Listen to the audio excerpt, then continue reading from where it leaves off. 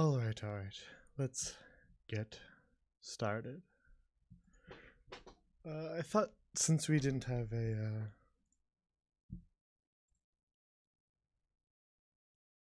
Welcome, Al.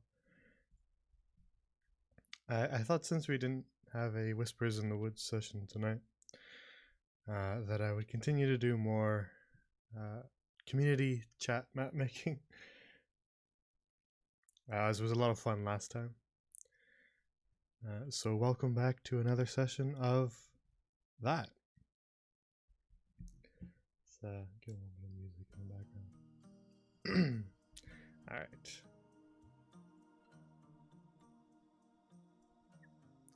Alright. So, for anyone who doesn't know how these nights work,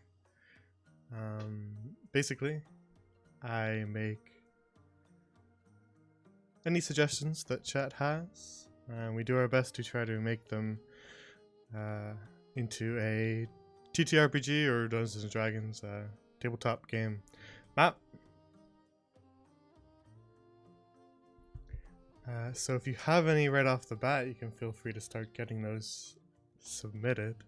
Just type them out in the chat. We don't really have a system. But I had my own idea too if we need to start with something first.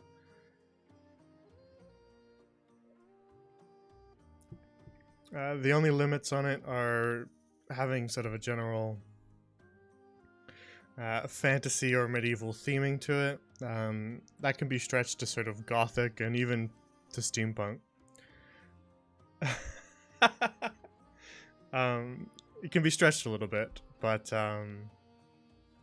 generally I can't make anything too futuristic, and I can't really make anything too modern day, so we're gonna have to set it sort of in the past. That's really the only limit that we have. And then I guess if they're overly complex, then they'll take really long to do. Like if you want me to make an entire city live on stream, then that'll take a long time to do. And I'd rather cover more than one map in a single night. So as long as they're relatively straightforward, we can draw them up.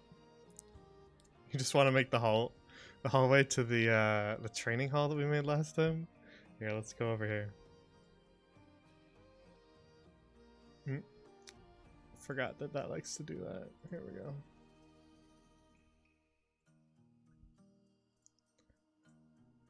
Yeah, there was a few.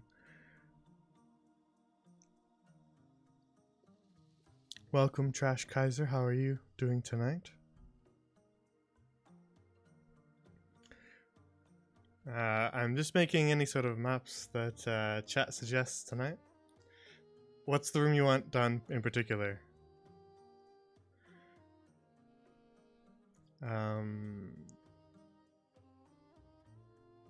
Something specific? A bedroom? Okay. What kind of bedroom? Like it was like a training hall that we made last time. So would it be like a big barracks, or would it be like a single bedroom, or what sort of bedroom are you thinking?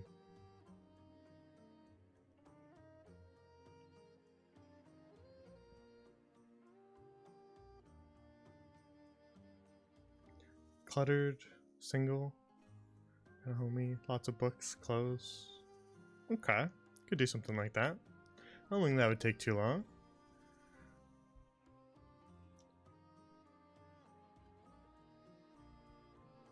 I see. I think I got a good picture of what you're thinking. Why don't we start with that then? I don't think it'll take us all that long. We'll do a square map. And we'll just get started with that. First things first, let's make it inside. So we'll just, it's faster.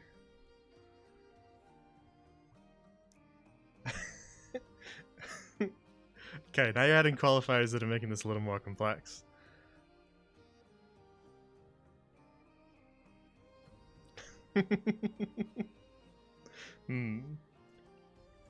The atmosphere is kind of like prison, but They spend a lot of time there, but it's not a prison room.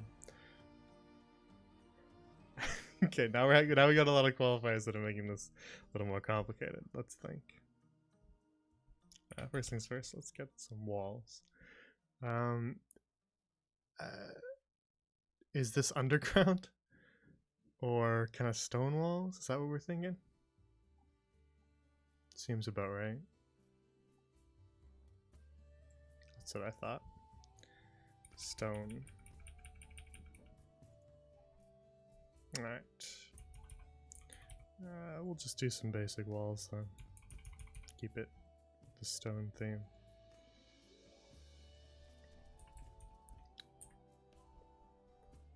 So we'll just create a wall like that.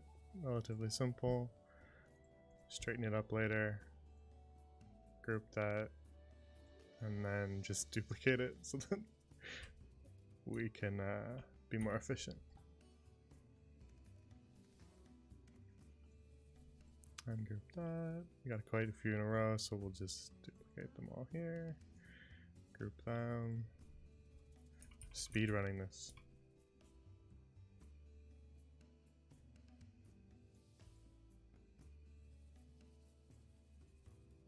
We'll just put that over a little bit.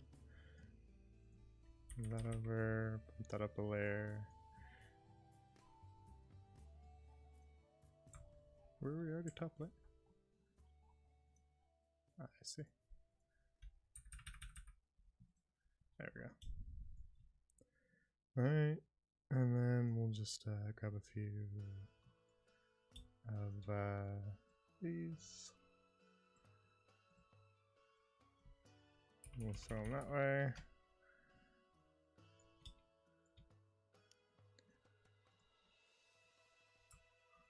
Take these two, move them out. Line up the walls a little bit. And then we'll straighten the whole thing. Are we get any overlap? Yeah, there's our overlap. I'll just move it out there. Alright, perfect. Then get that, get us another wall here.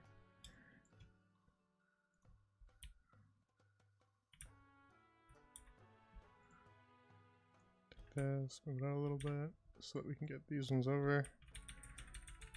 There we go. Basic framework.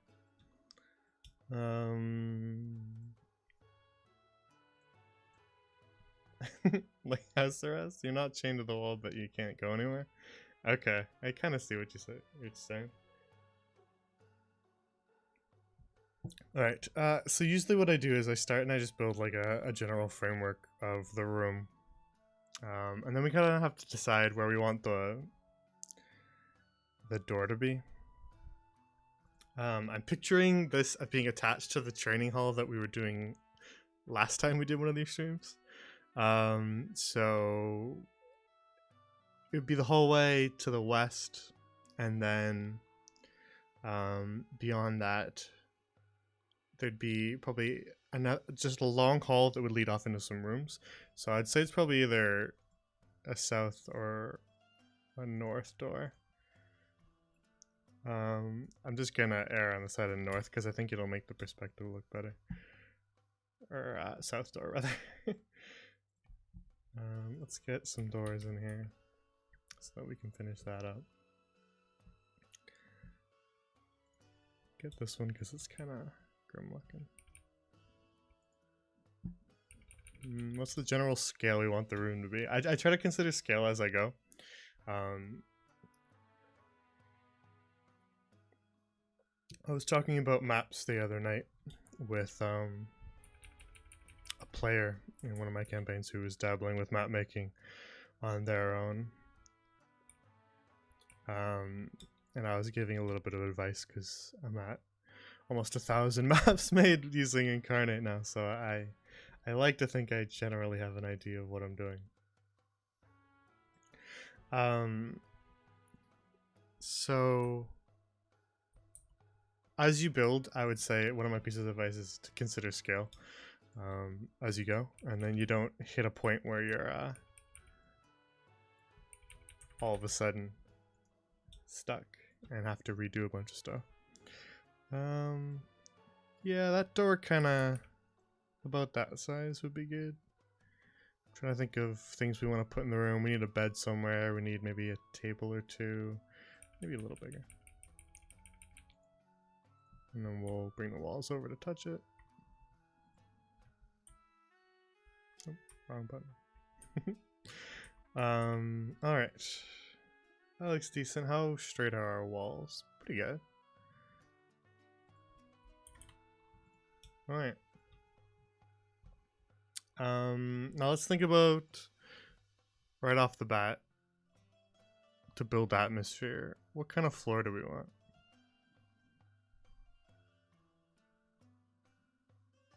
Do we want a stone floor? I imagine if it's underground, it's probably going to be mostly stone. Yeah, that's what I was thinking. So there's some stone that we can use up here, though it looks a little maybe too clean. Then there's sort of this tiled stone, which is one thing. Either of these would probably be fine. These ones are, I think, a little too clean for this environment. I was thinking we should try this one. This one's a new... This is a new addition to the textures. Let's take a look at it. We'll give this one a shot.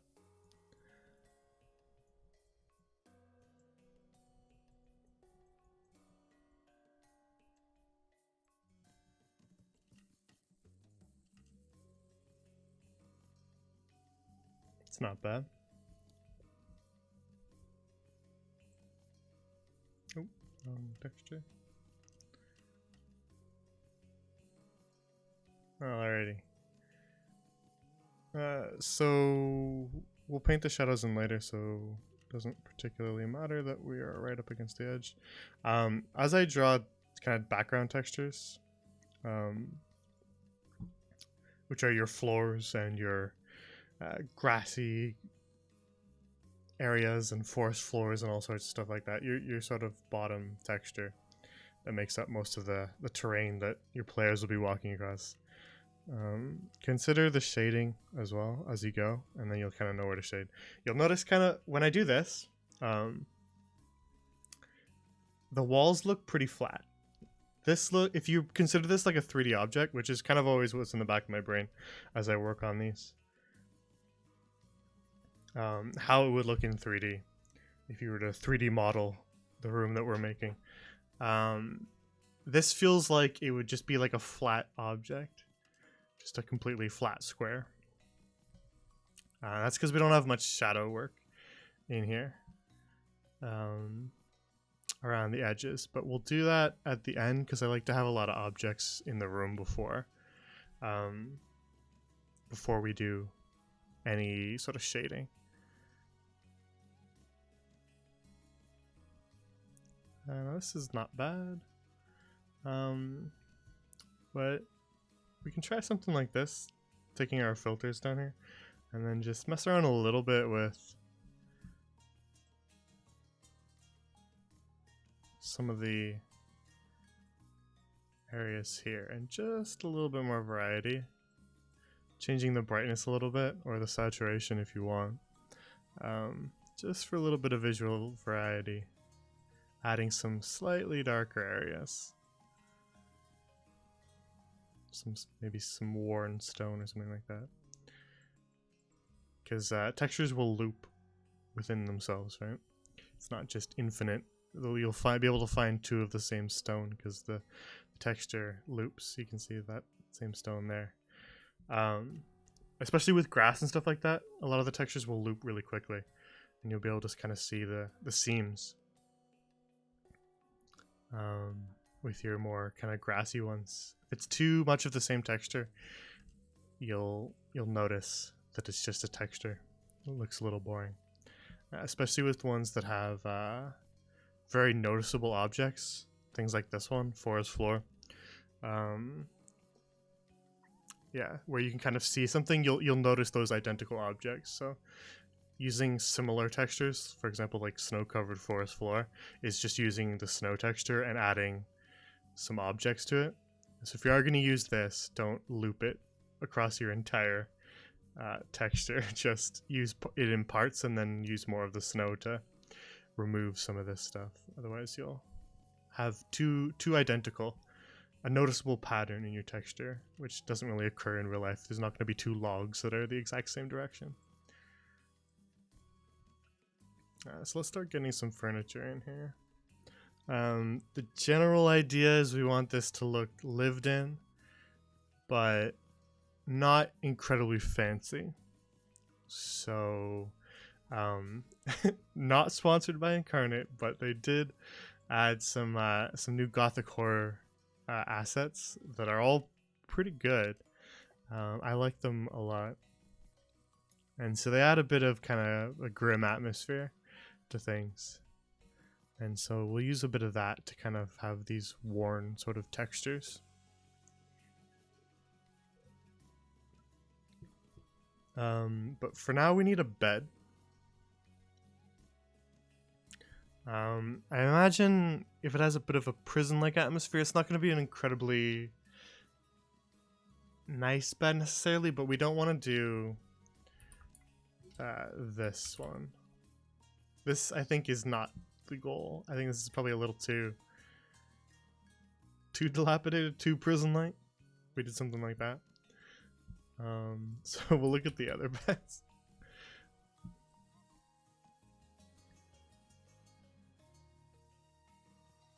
Cushy prison, alright.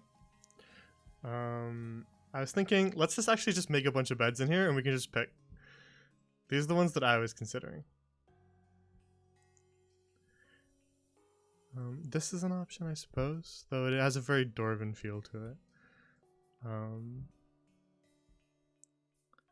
This one's decent. Let's take a look at its different options, though. We could do something like that, might be alright. And then this one with kind of a fur on it's okay too. It's kind of basic. These are the ones that I was considering when in the back of my brain when I was sort of building this map ahead of myself. This one? Here? Okay. There are a couple variants of it. You can have like a double. You can have one with the cover on.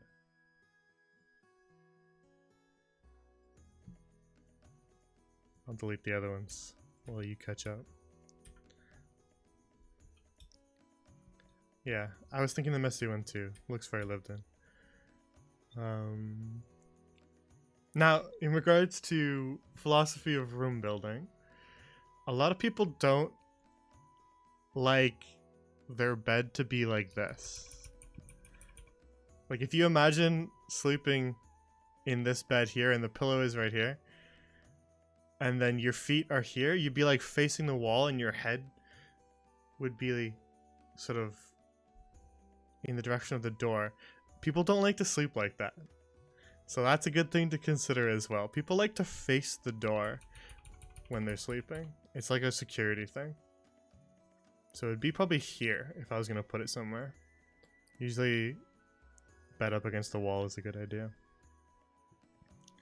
Can't imagine it would be here. So put it there.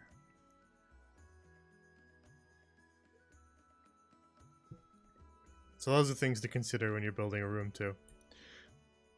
So that nobody would sleep with their face to the wall. They would have their bed face with their feet towards the door usually. So we'll put it there, maybe slightly closer, but this map, or this asset here, has things that will overlap with the wall bit. So we want to be careful of that. 1, 2, there we go. A fireplace? Okay. You can do a hearth. Fireplace.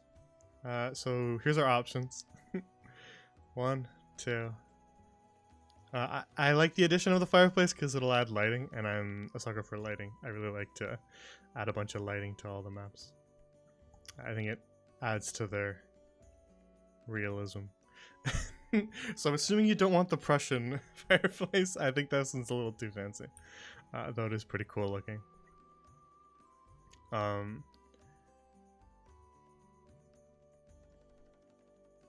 This one? Okay. Can do that one.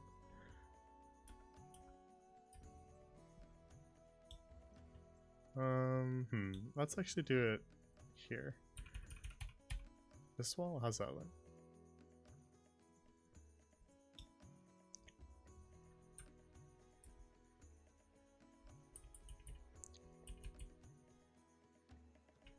Center it like that.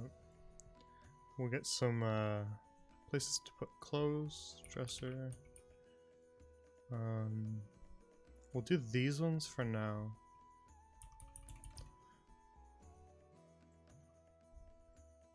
We'll kind of put 2 of them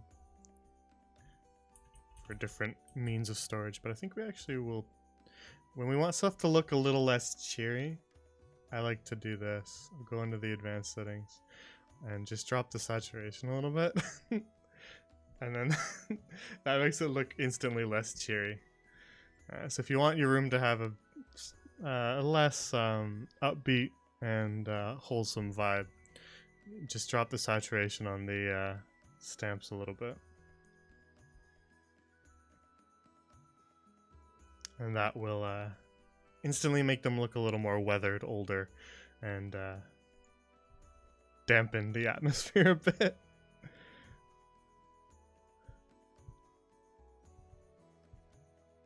Alright. Are we building a certain character I know's room?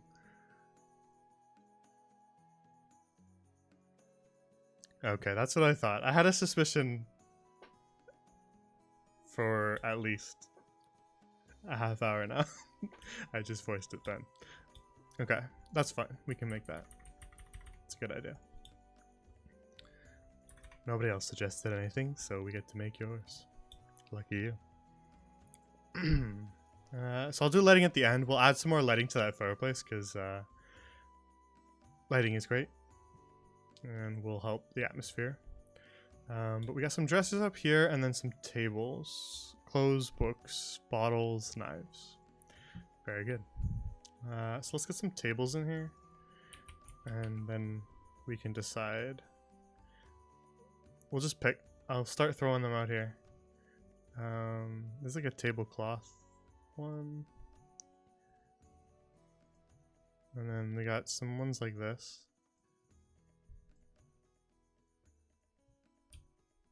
That are pretty good.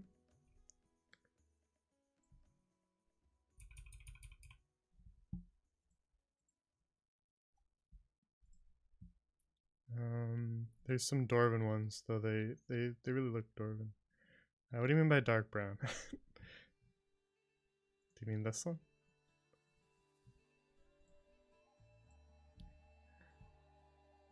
And then we also have this one too.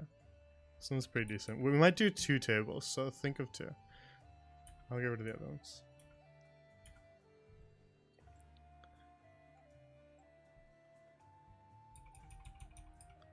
We'll do the bigger one where we have a lot of room.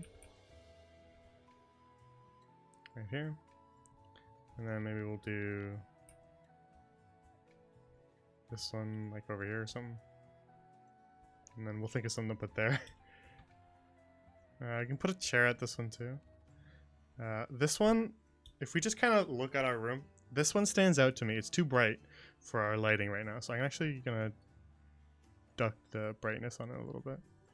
Saturation down, and then that brightness down. There we go. That's a little better. Stands out a little less from the others. Matches this one a little more.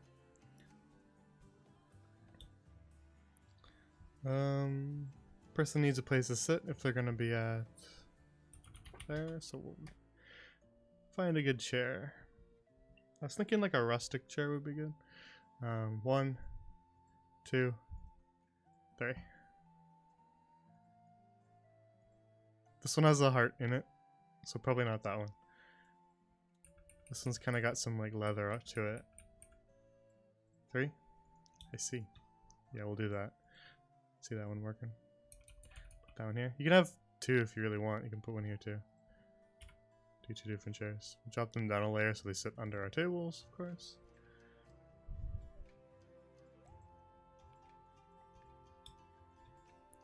Eyeball them. I don't measure things when I'm centering it because nobody measures things. Let's make these slightly bigger.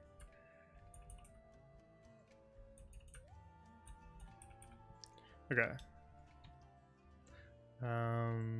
Clothes. Alright, so we got some like tunics and stuff that we can just kind of throw here. And then a pile of clothes. No, we have a big pile of clothes, we could just do that.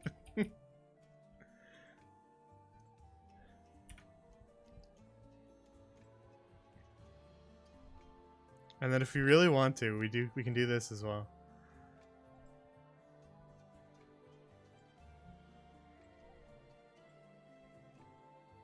Wouldn't be centered? Depends. We'll see what we put on it first. Can hang up one of these. Is it a little shorter?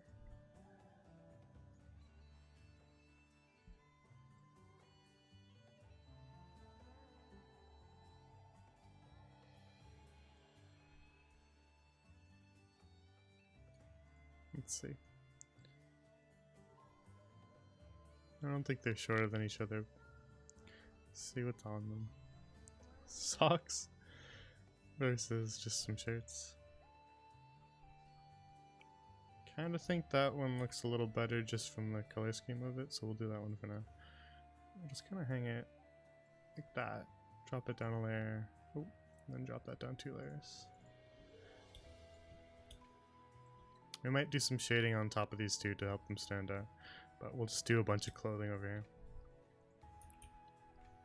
And then just, there you go.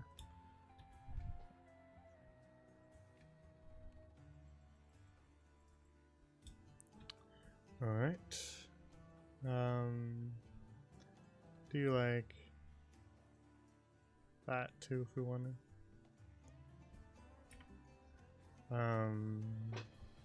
I wish we had a little bit more variety with the clothing. That would be one thing I would want, but as it is, it's pretty good. Let's see what kind of knives we got. So we got that one. We'll use it. Then I'm pretty sure there's a bunch of daggers. Let's take a look. There we go. There's another one. And then I think there's another one in weapons. Ooh, do you want a weapon rack? We can do that.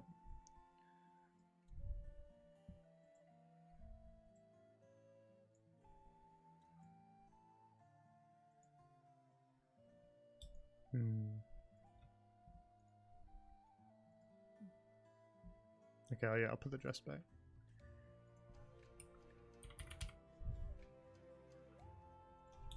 Alright, dress there. I'll adjust it in a sec. But we were looking at weapons. No, not there. It's here. There's a dagger here too. There we go. Alright, a couple different daggers. We'll arrange them on that table. I'm just sort of dragging in assets at the moment. Let's get some bottles in here. Do like 1 or 2 glass bottles, but not too many of them. Bottle, and then we'll do a potion maybe.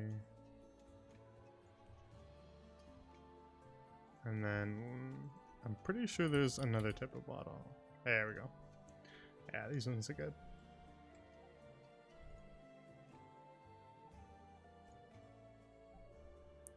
And then some books. There's lots of different types of books.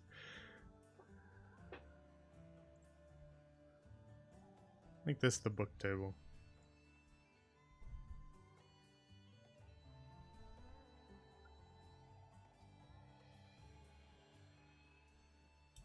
Put one on the bed. And then we'll stack a few here.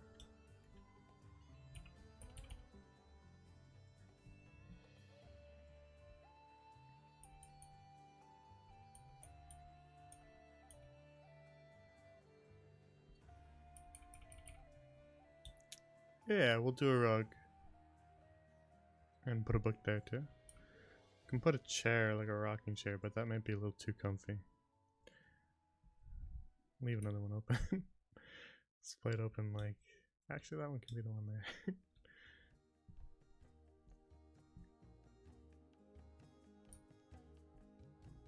It's a rather sinister looking book. Put that one here. And a few more.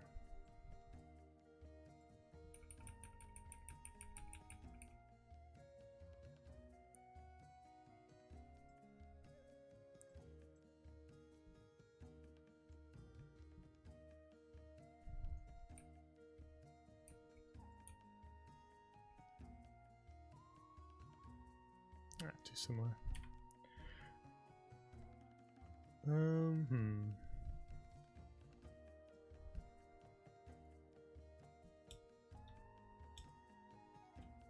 Alright, let's change the angles on some of these so that they're not as perfectly aligned with each other.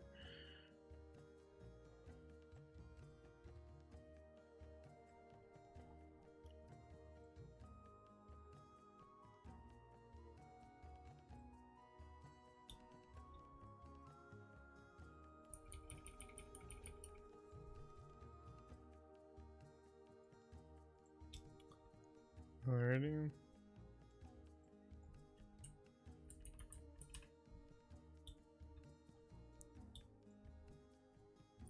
Make that smaller to match the others. Adjust its sort of blend with the room. Like that.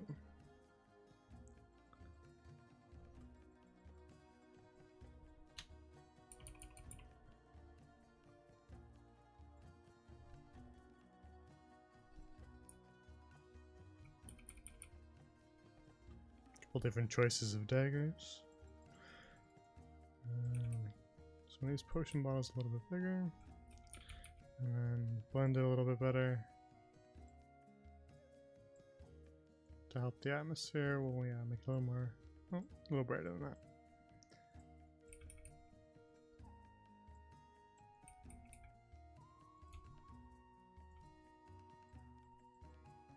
Okay. That's decent. Let's find a rug.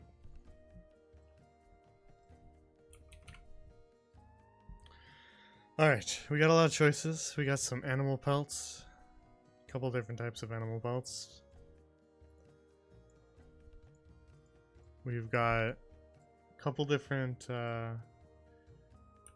colors of sort of more ornate ones. Sort of like that. There's another type like this. Looks like that. Animal pelt. Gotcha. Right? Are we sticking with animal pelt?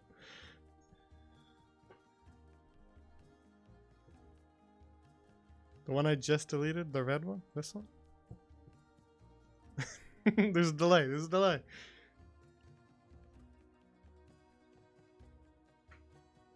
Okay, we're gonna make it blend a little better, so don't worry about the fact that it sticks out like a sore thumb right now. We'll drop the brightness on it slightly, and then we'll drop the saturation just a little bit. There we go. That makes it blend with the rest of the room a little bit better. And then once the lighting is on it, we will be able to see it a little bit better. Move the hearth into the wall a little bit.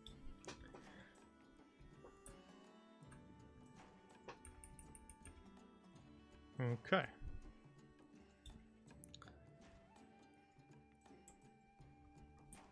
So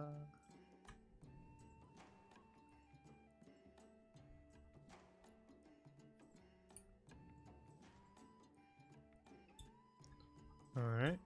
Messy. But someone's still living there. Bookshelf on top of the dresser. I think that will look a little weird.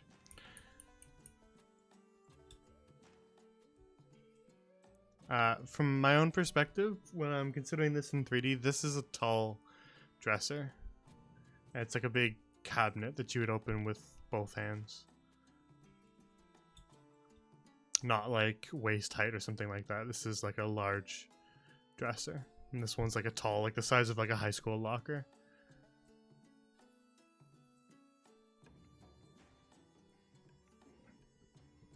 That's sort of how I visualize it. The bookshelf will look weird, but we can throw another book up on top of there if we want.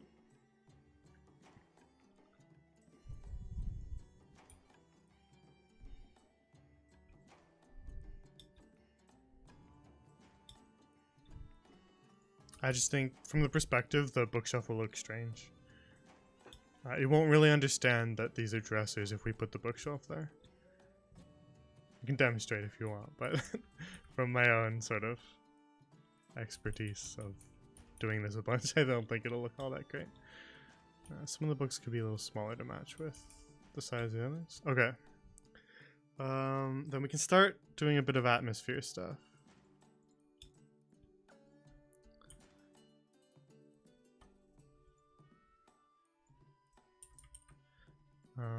First things first, what about a cobweb? Just a little one in one of the corners.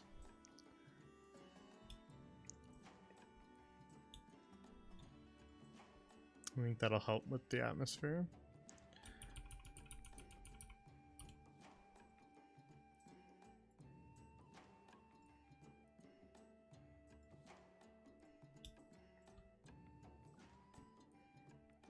Let's make sure that they're on the right layer.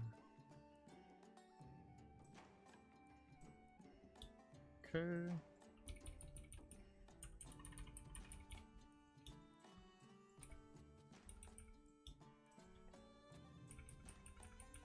This chair is slightly bigger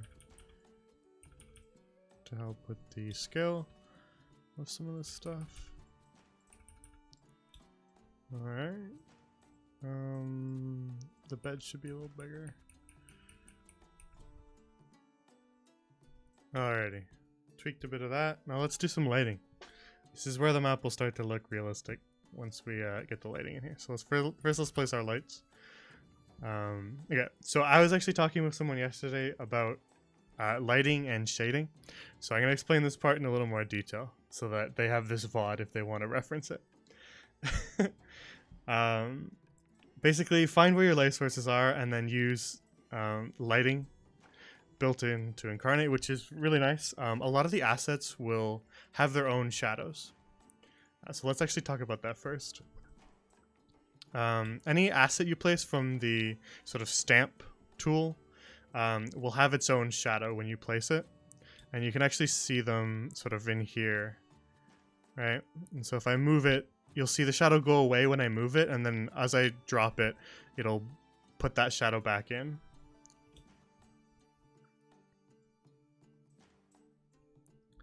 Now you can adjust those shadows here for each individual stamp. You can change sort of how it does it. No shadow at all turns it off. If you want something to look a little more flat, you turn the shadow off. By default, all the rug assets and stuff like that have shadow turned off already to make them look like they're flat. It would be weird if your rug had a shadow under it. It would look like it was a rather thick rug. We can do stables after this. We're almost done this one, Tasty. We'll do some stables next. So basically, none takes away the shadow. The default is usually object, which sort of places it off to one side slightly, and you can kind of see it from underneath the stamp. And it usually doesn't place it on all sides. It'll just pick one side, usually sort of bottom rightish, if you can imagine that in your brain, will be the direction it'll pick. Layer will do sort of across the entire layer, which is a lot more shadow. Across more evenly, but less in the one specific location. Usually for objects, object is good. But I actually draw extra shadows on a lot of stuff just to enhance them. Now you can also change the color of the shadow. It's a good way to make things look like they're glowing. Just quickly change the color of its shadow if you really want.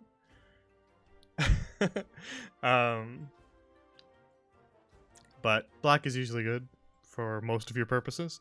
And then the blur will just kind of, if you watch, do that. So you can sort of extend and reduce the blurriness of the shadow and kind of...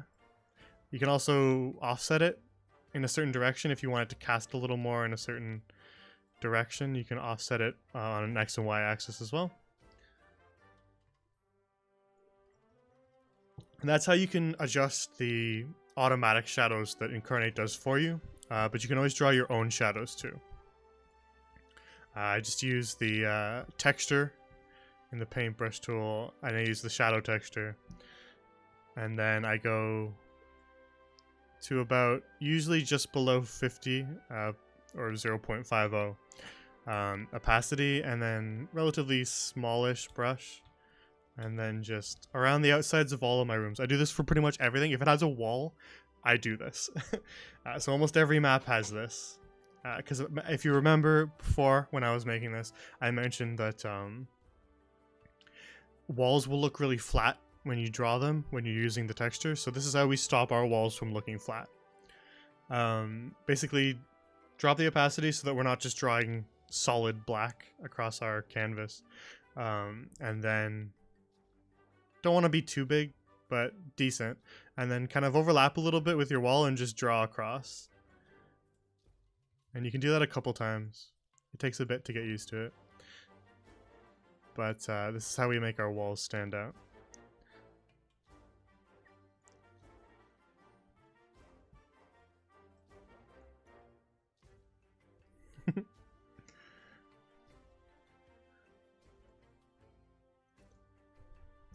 So already, as soon as we do this, it already looks like our walls are a little more three-dimensional in regards to the room. So that's what I mean by sort of shading the walls. It'll take a little bit to kind of adjust. I draw heavier shadows where there should be some. In between objects on the wall. We add a little bit of extra shadow in here. And that'll help. Just kind of create the illusion that it's dark behind them. And then I also do it around... I do it around other objects too. Usually keeping with the bottom right idea of trying to place them only on certain sides. And then keep in mind your light source too. Though I won't say that that's a hard and fast rule here. You do want a little bit of shadow on everything, even if it goes against your light source. As the shadows will help things look like they're not flat against the floor. So even if you feel like it flies in the face of where your light source should be, a little bit of shadow won't hurt. We'll add a little bit of extra darkness in here because we know that our light source is going to be right out in front, so that'll kind of just add a bit of contrast along this wall. And then just a little bit of shadow here to help this look less flat. Same with the chair. A little bit of extra shadow for that chair. Some for the table. A little bit for the weapon rack. And then to help our spider web stand out a little bit better, just a little bit of shadow under it. Alright, and then I think the bed needs some.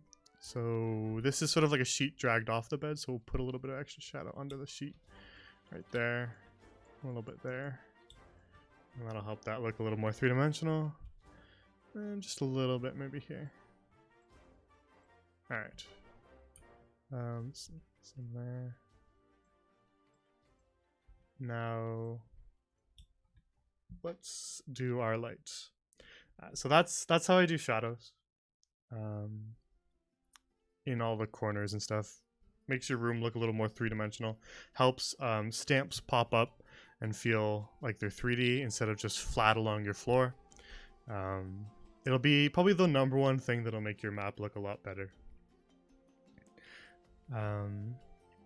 We can take it one step further, but we won't do that yet. Let's do our lighting first. So there's two sort of options for your general lights. There's the orangey light and the sort of more yellowish white light.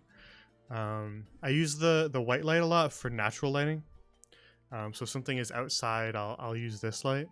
That looks sort of like that, and you can see it's just sort of just a light source. It's okay for candles too, but I usually use that one for light, natural light. This is the one I use for fire.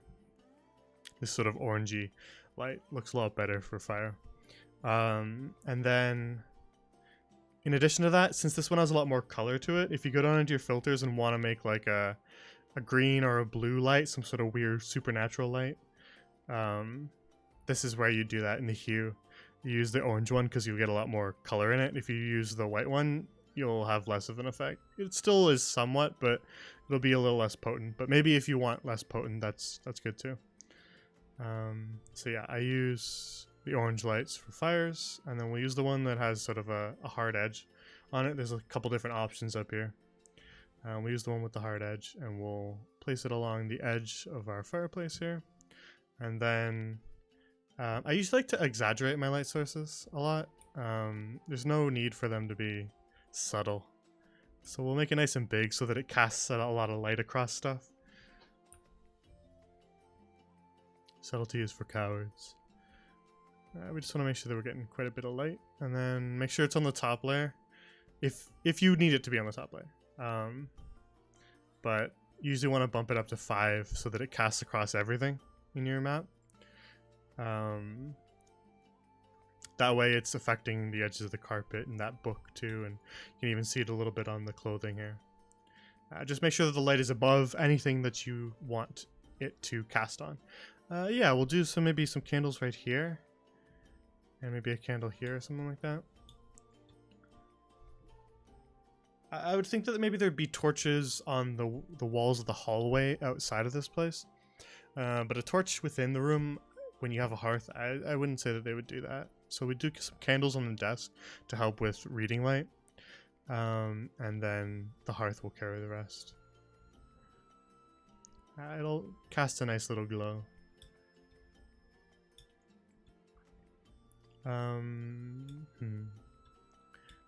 There's a nice little attention to detail in this one with the shadows. That looks really nice.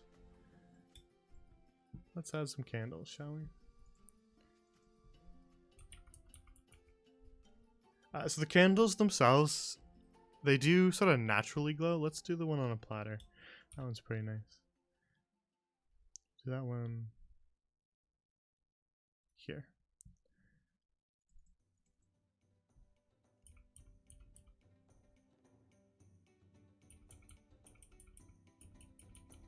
So a lot of the candles have their own little natural glow to them, but I usually add a little bit of extra.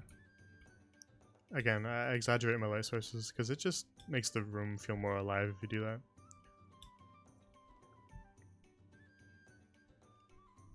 And then we might as well make them all lit. You can have a cool skull candle if you want. They're pretty neat.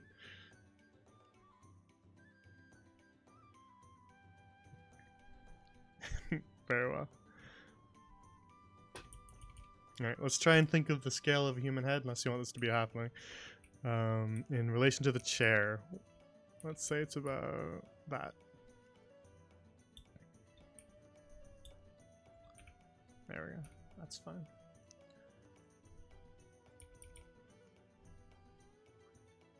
So we'll put a little bit of lighting on those. I think keeping the orange will be nice. Sometimes I use the whiter light for candles, but let's try it with the orange for now. Get a little bit big. There we go.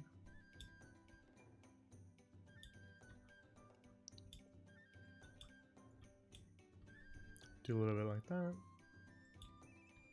Make this room feel a little more lived in. And then the next thing we're going to do is we're going to flatten these to the floor. So, word of advice, if you're going to flatten things to the floor, then you should make sure that you either save a copy of it or make like an alternate version or something, because once you flatten something to the floor, you will not be able to get it back unless you undo. So if you flatten something to the floor, then do like 100 things, then you won't be able to get any of that back. you won't be able to undo the flattening. So keep a second copy if it's really important to you, but I am reckless, so we'll just flatten them. Now, the reason why we flatten them is so that we can do the brush tool on top of a stamp. Now we're still with our shadow is still fine, but I'm going to make it a little smaller, and then we're just going to add a little bit of shadow here. Since the light's coming from here, and the book is three-dimensional, we'll just add a little bit of shadow here. Nice and small, nice and subtle. And it'll make that book feel like it's blocking some of the light out. There we go. 500 unsaved changes. But it hasn't really even been that long. We're just... And then the reason why I did it here too is to draw a little bit of shadow over this. I will make this a little bigger.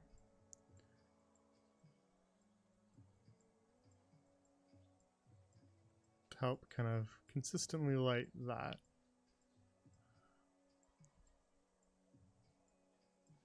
There we go. A little bit here, a little bit here, a little bit there.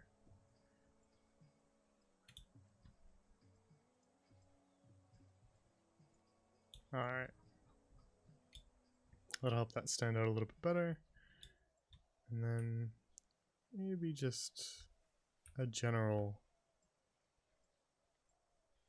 shade on the back side here, since if you imagine this as a mound of clothes, it's going to be getting less light than the rest, so we'll just sort of generally shade the back end of it.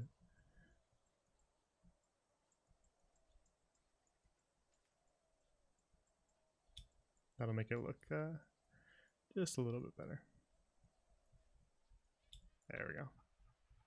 That looks better. All right. Another thing we can do is we can flatten these. Flatten my chairs.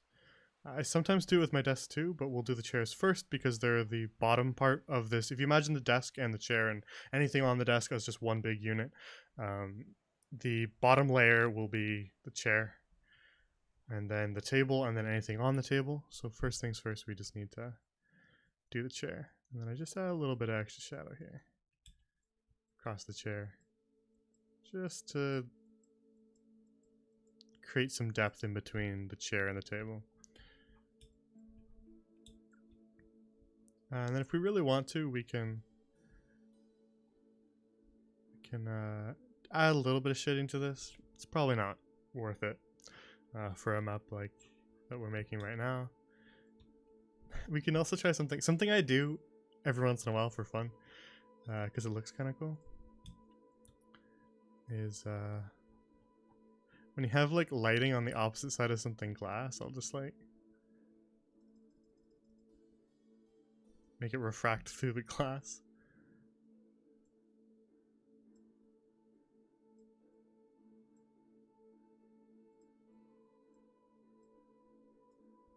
And then we'll just slightly drop the saturation on it. It's a little too there. And then we'll up the opacity a bit.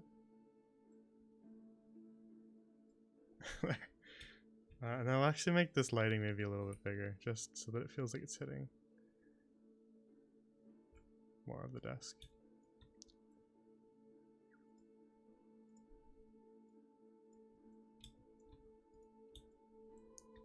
Just make bottles refract light. I usually do it for windows. When you're in like a tavern and there's a window right next to some bottles or something like that, just add a little bit of like that kind of lighting just to make it look like it's refracting. It's just a nice little detail. It looks kind of cool. Alright. So that's looking pretty good so far. I think the dress maybe stands out a little bit. So let's darken it slightly. There. And the book maybe too.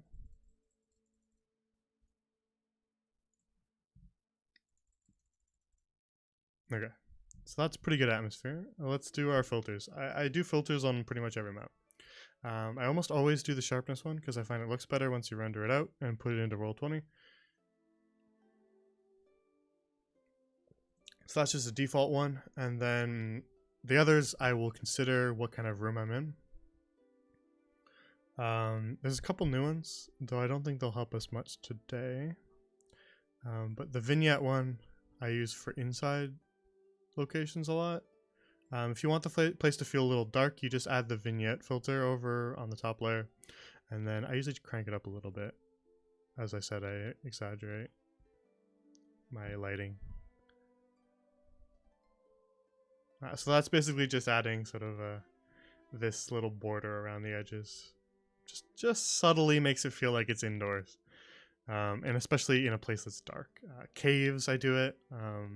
Underground stuff, basements and stuff like that.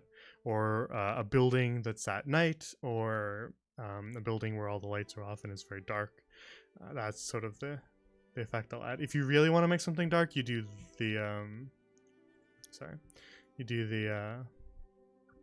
night filter, which will add a filter like that.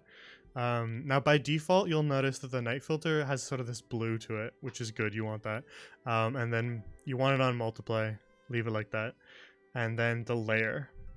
So you can put it on the top layer, but if you have any lighting, if it's on the top layer, it'll affect everything on your map. But the lighting itself, if you have any like torches or fireplace or something in your nighttime map or in your dark place, it'll cover those too and make it look a little weird. But if you put all your lighting on layer 5 and then drop the night layer down to layer 4, which is the default, it'll look like that, which looks a lot better. It stops the nighttime effect from affecting the darkness of the night. So we can actually leave that on if we want, but we'll drop it down so that it doesn't feel quite so dark. There, how's that? So now we have a very lived-in looking room with a lot of atmosphere to it. Definitely kind of feels like it has a bit of a grim, but still relatively comfortable feeling to it. So that's how I light stuff. And how I do a bit of shading. So let's save that one. We'll call it Grim Bedroom.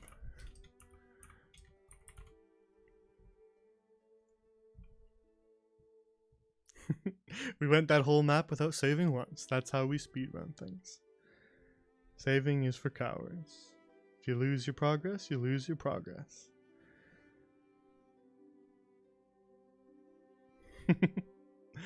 Alrighty.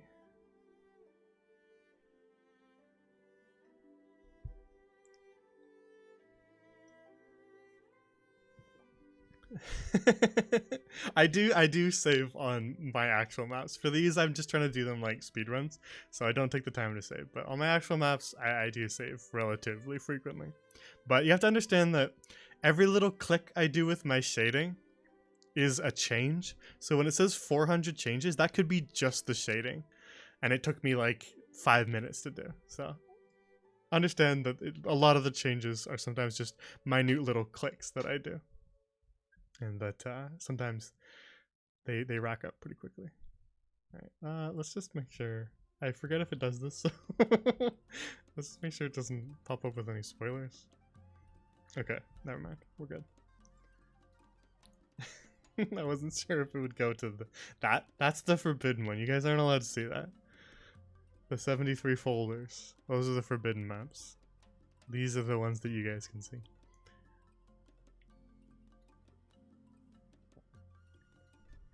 Are we doing stables next? Does anybody else have any ideas? Is Tasty still here?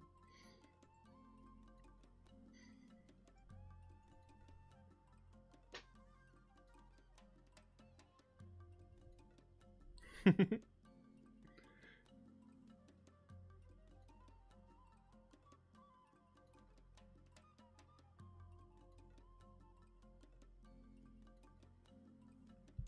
can start on stables. It'll give us a good contrast of underground, dark stone area and like a brighter farm. Could do a bit of contrast, something different. You can do an entire farm if you want, not just stables.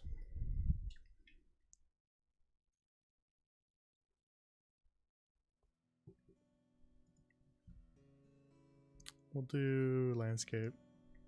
And we'll just we'll mess around with stables. First things first, grasslands. I use this texture first and then I patch it up with the rest. But honestly, either direction would work. You can start with this grass and then add some patchiness to it, or start with the patchy and then fill it in. Doesn't really matter. Now we could change the color of the grass if we wanted to kind of, you know, go a little wild with it. Let's let's make it just ever so slightly like that. Now, considering the scale, we'll drop the size of everything down a little bit on this texture so that the grass looks a little smaller. And then we'll just fill it all in. That's our starting texture. Haunts. Haunts will be there.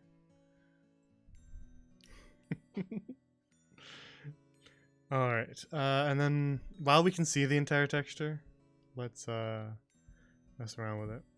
Add a little bit of, actually, undo that. Shrink it to about the same scale as the other one. That should be good.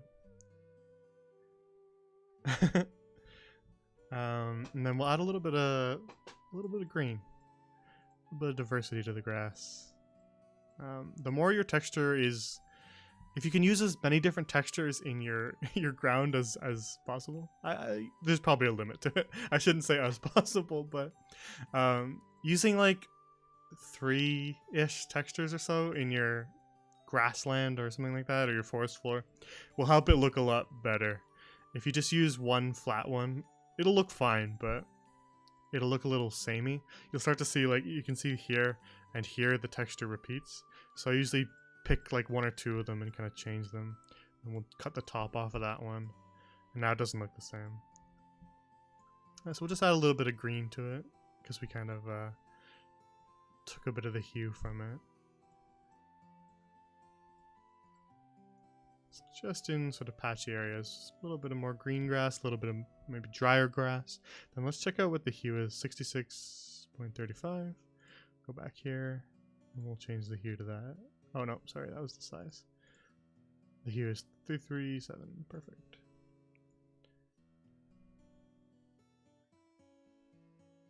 Oh, there we go. Alright, now we'll just cover up some of the dirt to help our map feel like we got a lot of different area in it without any repeating textures. This is just sort of a very simple process, but it takes a while. So we'll do it fast.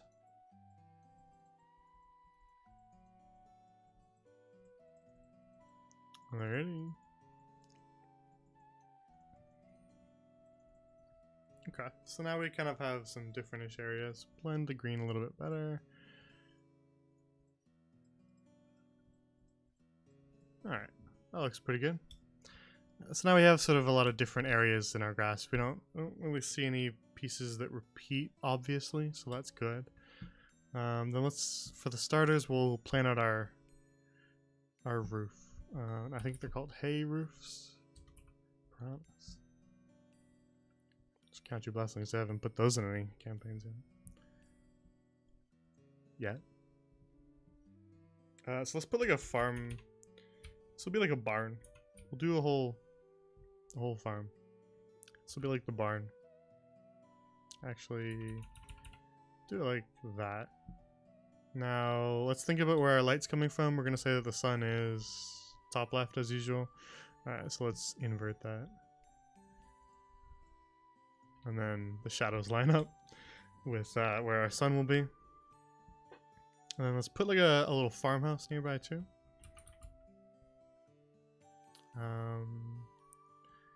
These ones are pretty good. These are newer. We'll use this one.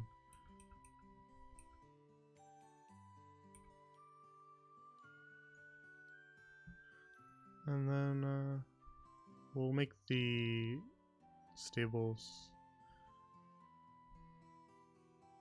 attached. Let's think. We'll make some fences.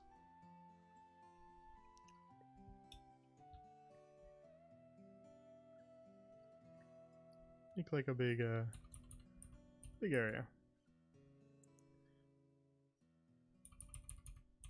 Do it like that. Just roughly lining them up.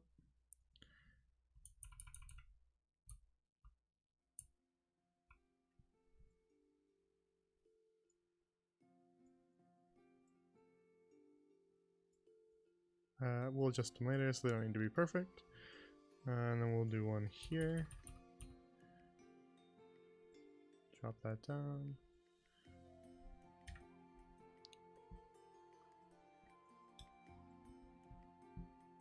Then we'll make like a path kind of in the center here that kind of goes to the farmhouse. Put some stuff over here too. We'll bump this boy up a layer.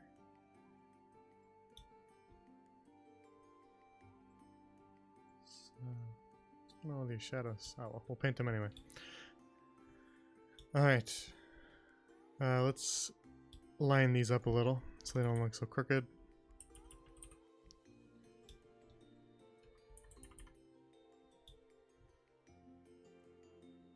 Perfect.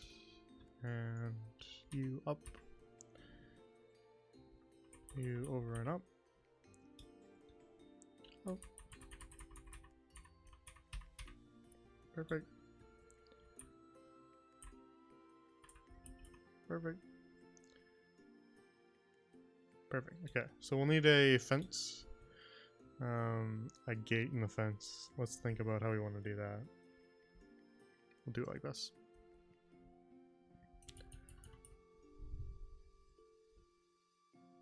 Put one here and one here.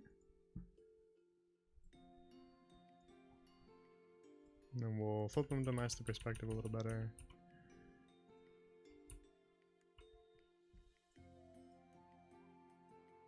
And then the goal is to just, yeah, completely get rid of that one.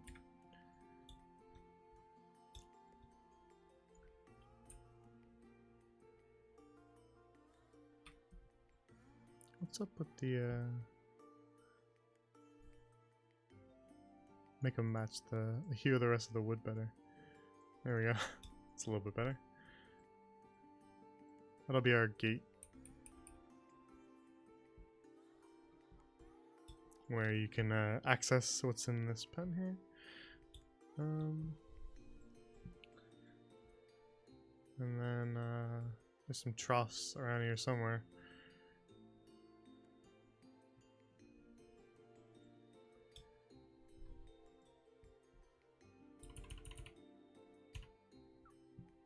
Throw these in here.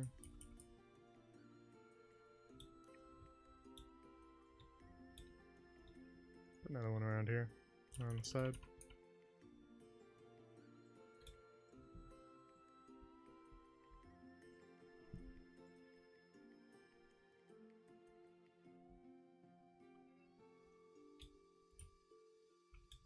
Add a little bird's nest somewhere, just for some flavor. Get some hay going.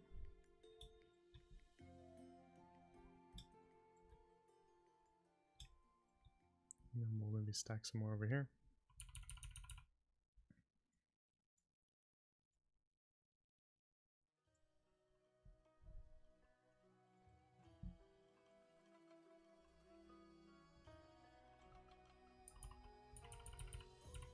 Alright. Stack that like that. Zoom in.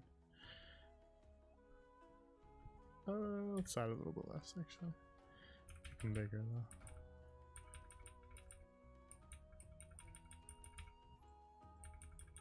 though. Alrighty. Perfect. Okay. Horses. One of them will be drinking. General scale, that's probably fine. Have a couple more.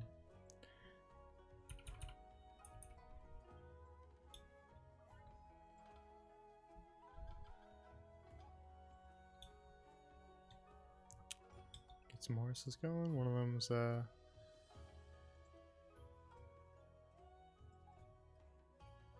eating this. Alternate their sizes slightly.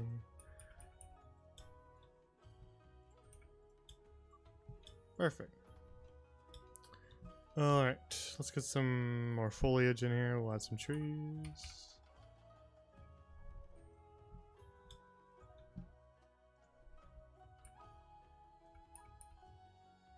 Some along the border to give it a feel as though the map goes on forever.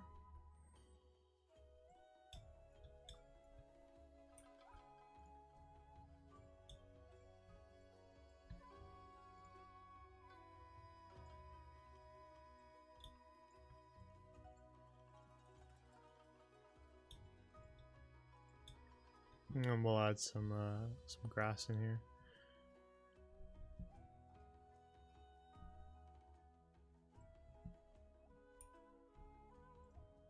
Change that to layer.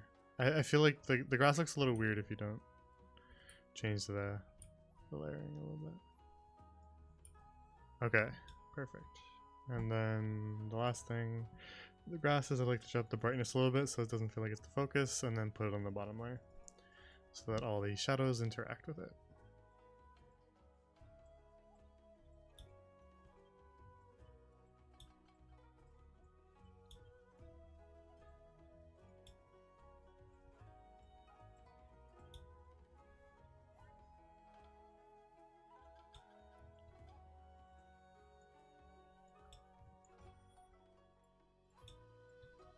Alright, little bits of grass everywhere. And let's actually draw our path in here now. First things first, drop the brightness on this dirt to make it look darker. And then we'll just sketch it in. I usually kind of like to lightly draw them in so that they blend pretty well.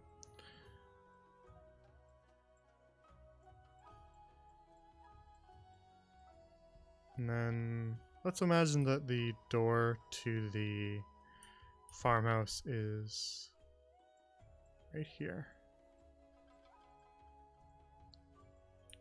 And we'll add that path like that. And then there'll be sort of a dirt area around here where this thing opens, as well as sort of a cut corner here. And then maybe a little bit more dirt around here. There we go. It's a little bit of depth to it. I'll maybe say that the farmer stores his wagon over here. And so the grass is worn away in this area too.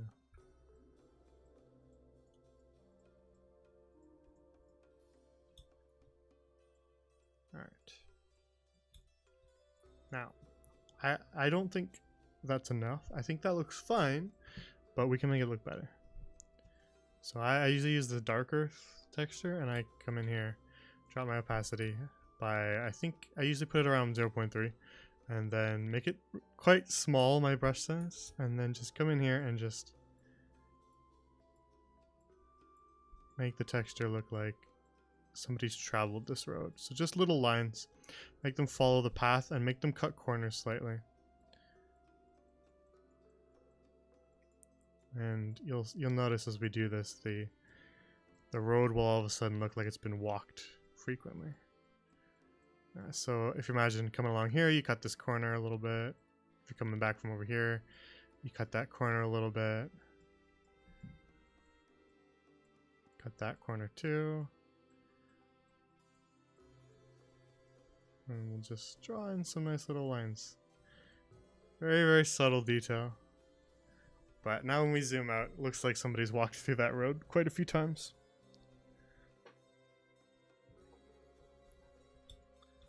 And then we'll add just some slight details around here too.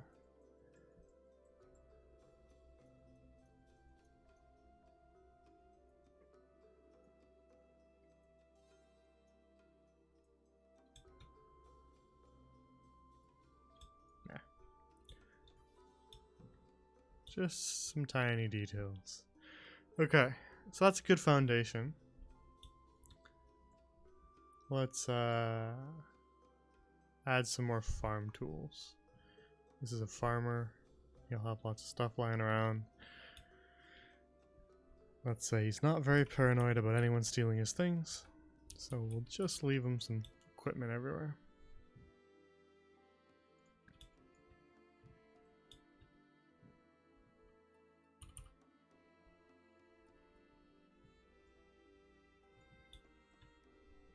And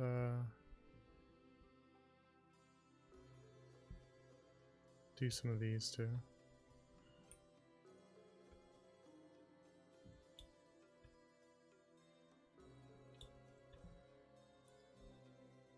That'll come back later. Out back he's got a few barrels.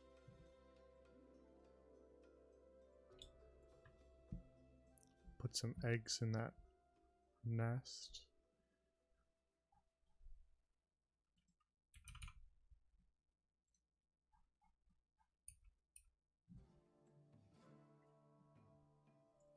Wow, what layer?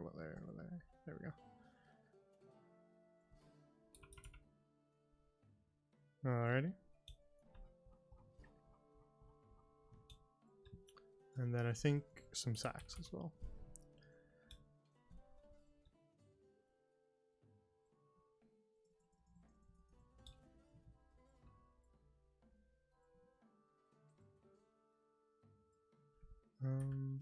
Different looking one up here.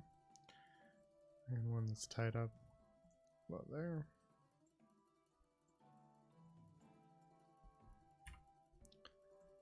Let's spin this one.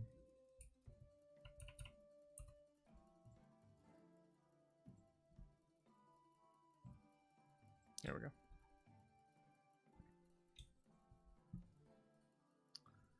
All from that set, we'll drop down the path. There we go.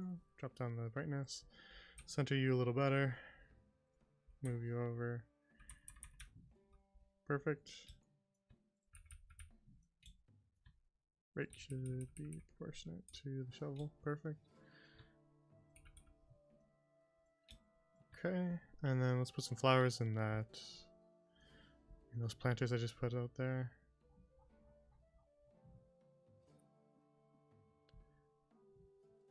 Flowers.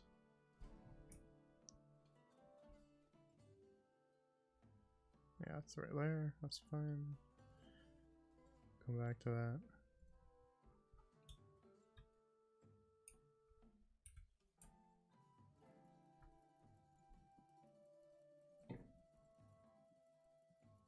There we go. Alright. So now it's really coming along.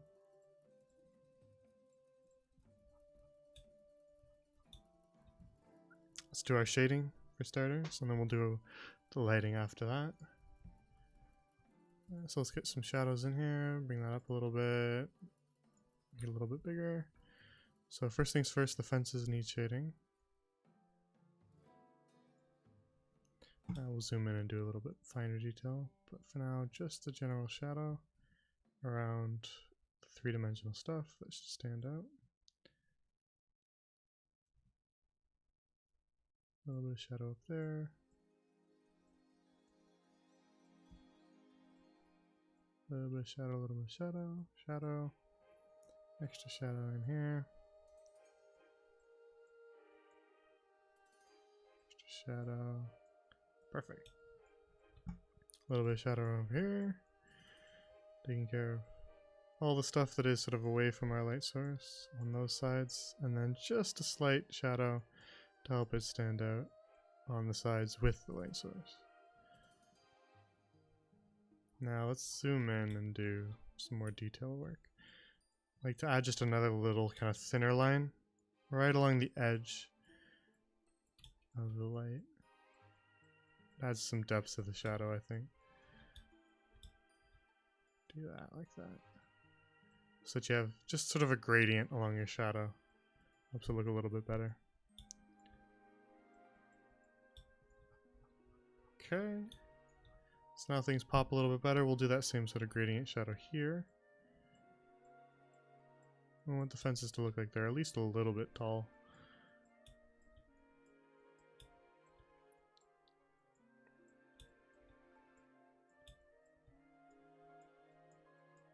Again, doing it on the opposite side to our light source.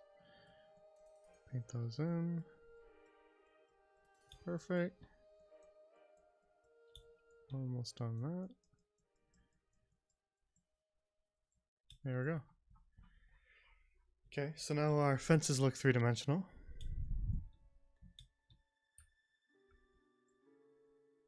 Add that same sort of gradient shadow here.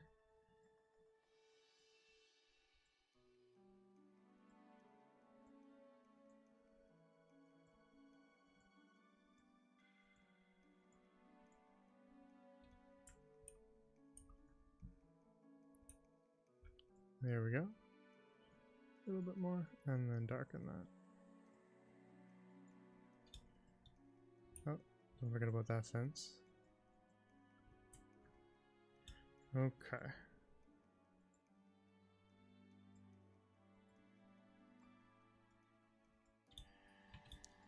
And then here's a trick that we do with the trees. I've described this trick before, but select them all, duplicate them all, then line them back up again.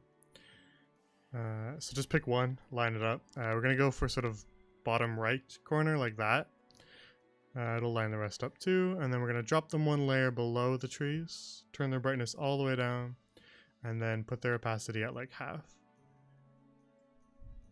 And that makes really complex looking shadows for the tree, in contrast to the more simple one that you get by default.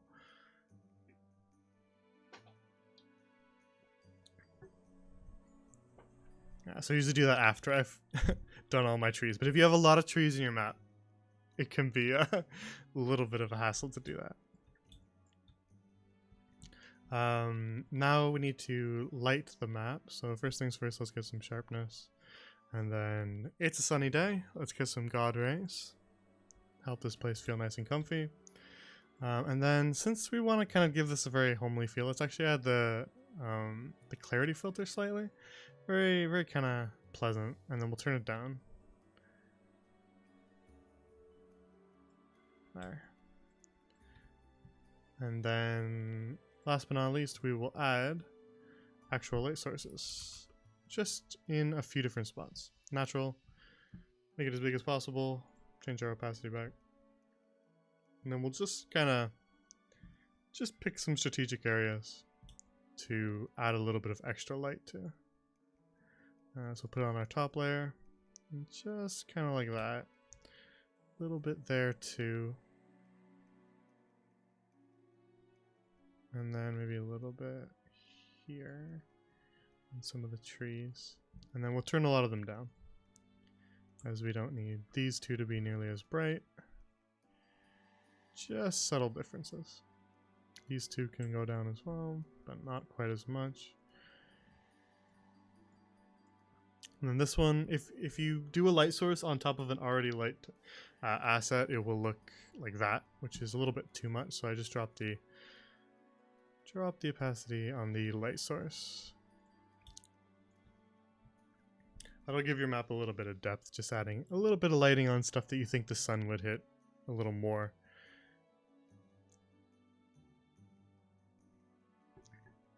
Alright, so there's our quick stable. It's not bad.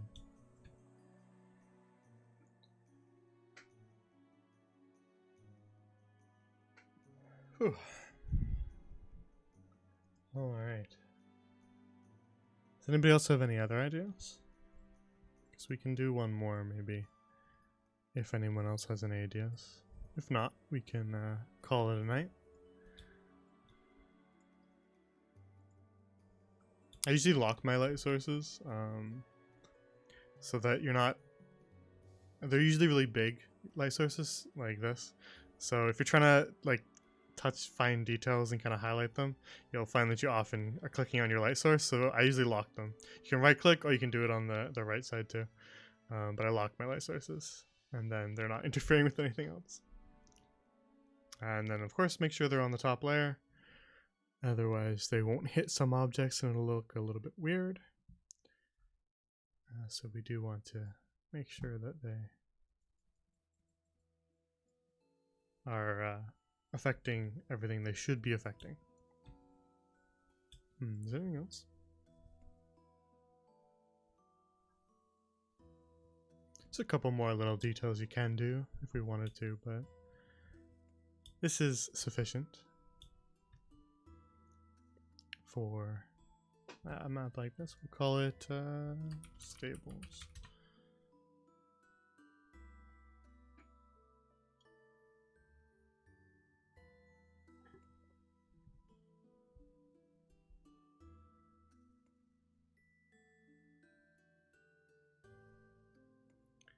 Alrighty. So that was a little bit of a crash course on how to make some of these maps. Again, to go over it once more, shadows and lighting can help make your map look a lot better. This is directed specifically at somebody who may be watching this VOD or not, but this is the crash course. I did it a little bit earlier, but we'll do it again. Basically, highlight with the shadow in the paintbrush, just on sort of the opposite side. And if you have a bunch of walls, do it around all your walls. But just give a little bit of extra shadow. It'll add depth, and then pick a direction for your light sources to be coming from, and shade some extra shadows on the opposite sides of those, and that'll help things pop too. Don't be afraid to flatten a texture, though make sure you want to do it and perhaps save right before you do it in case you feel like you screwed it all up and want to just revert. Just flattening right there, flattening to the background rather than the foreground, though you can flatten to the foreground too. And then that'll let you shade on top of something. So if you really want to add some extra shadows to one of your stamps, like a table or something like that, if you want to add shadows to the things on top of the table, you just flatten the table. Though make sure you flatten things in order of how you want them to sit in the final product, as it'll flatten the shadows too. So basically, if you have a chair, then a table, then things on top of the table, you need to flatten the chair first, then the table, and then if you're flattening things on top of the table too, then they can be flattened. But do it in order, unless you're doing foreground, background, but I usually don't mess around with that. It's easy to just flatten to the background. So yeah, that is how you can shade stuff to make them look a little more realistic. That's a pretty good little farmstead, little stable we got going. So we'll call that a map.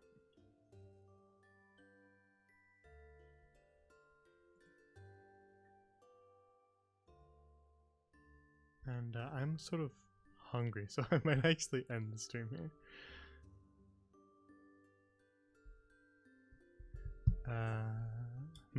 Is there anything else we want to do?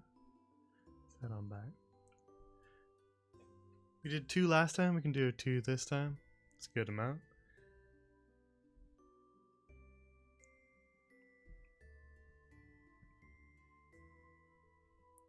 And yeah, alright. Let's call it a stream then.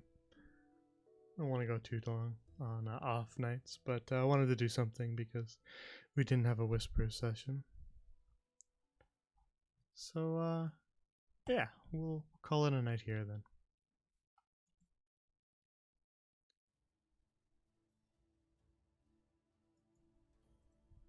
Alrighty. Let's go back to the classroom. So, if you are watching this VOD or if you're new here and you don't know, I usually stream D&D. I have 3 different campaigns running on my channel on Mondays, Wednesdays, and Fridays. All of them take place in a living world called Granlorian, where actions of one campaign can affect the others. And so if you want to check out those, you can look back at the VODs, but I have an archive channel where you can check out older VODs as I upload them to YouTube. The link is there in the chat, but it is just Granlorian on YouTube. if that link isn't working or if you are just listening to this. Grand Lorien. Hello, El. We finished up the stables. They look pretty good. If you want to get updates on schedule stuff, you can follow my Twitter. If you want to just join the community and hang out, you can join the Discord. I think that link should be working. It's not just for players. Anyone can join. We got channels for every campaign and art channels, meme channels, all sorts of stuff. So feel free to join that. If you want to learn more about the world, check out the World Amble. The link is there, but it's also in my Twitch about if you're hunting for it. All my links are in my about section on my Twitch channel. Check out that if you want to learn more about the world. It has factions and deities and characters and locations. So if you want to learn more about the living world, head there.